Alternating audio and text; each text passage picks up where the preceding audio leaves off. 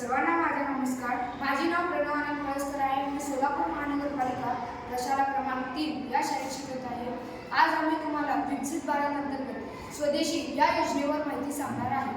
तरी आजच्या भारताच्या आधुनिक काळामध्ये खूप सारे लोक भारताचा माल न वापरता विदेशी लोकांचा माल वापरत आहे. म्हणजे विदेशी कंपनीमध्ये जे प्रोडक्ट तयार होतात ते प्रोडक्ट आपण भारतातील लोक खरेदी करून ते वापरत आहेत. त्यामुळे काय होत आहे तर त्यावरील समस्या भारतातील आर्थिक संपत्ती जी आहे म्हणजे भारताची जी पैसा गोरगरिबांचा पैसा तो विदेशामध्ये जात आहे.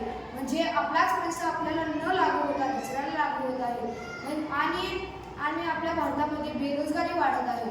आणि बेरोजगारीमुळे आपल्या भारतातील युवकांना काही काम न मिळता ते बेरोजगारी सहन करत आहेत. त्यांना काही काम नसते आणि त्यामुळे भारतामध्ये पारंपरिक व्यवसाय जे होते ते सर्व बंद पडत आहेत. त्यामुळे कुठल्याही भारतातील गोरगरीब लोकांना काम मिळत नाही. जो मालमत्ता जो विदेशात जाते त्यामुळे विदेशामध्ये खूप सारं काम असतं म्हणून विदेश लोकांना काम मिळत आहे. पण आपल्या भारतीय लोकांना कुठलाही काम न मिळाल्यामुळे तर आपल्या भारताची महागाई वाढत आहे. महागाई वाढल्यामुळे गोरगरीब लोक कसे जगायचं ह्याच्यावर खूप सारी समस्या निर्माण होत आहेत.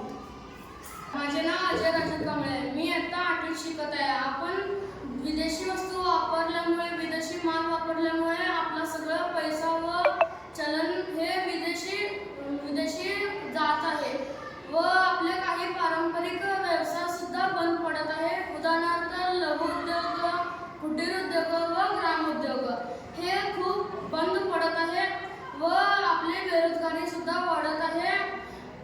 बेरोजगारीमुळे आपली अस्थिरता निर्माण झाली आहे व गोरगरीब लोक सुद्धा वाढत गेले आहे.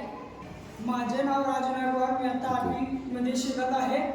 भारतातील अर्थव्यवस्थापनाची घसरण होत आहे व गोरगरिबांना दलाली घ्यावी लागत आहे आणि महिला युवकांना काम मिळत नाही आणि शेतकऱ्यांना पिकाचे पैसे न मिळाल्यास ते आत्महत्या करू लागले आहेत. नमस्कार, माझे नाव मीराबाई उद्दार. मी इयत्ता 9वीमध्ये शिकत आहे.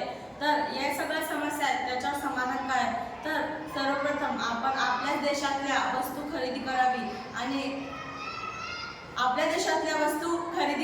आणि खरेदी करून त्या वस्तूचा वापर करून त्या वस्तूंना वाव मिळवून द्यावा. दुसरा म्हणजे आपण आपल्या देशातल्या वस्तूंचा प्रचार व प्रसार करावा. विदेशी मालावर आपण बहिष्कार करावा. युवा व महिला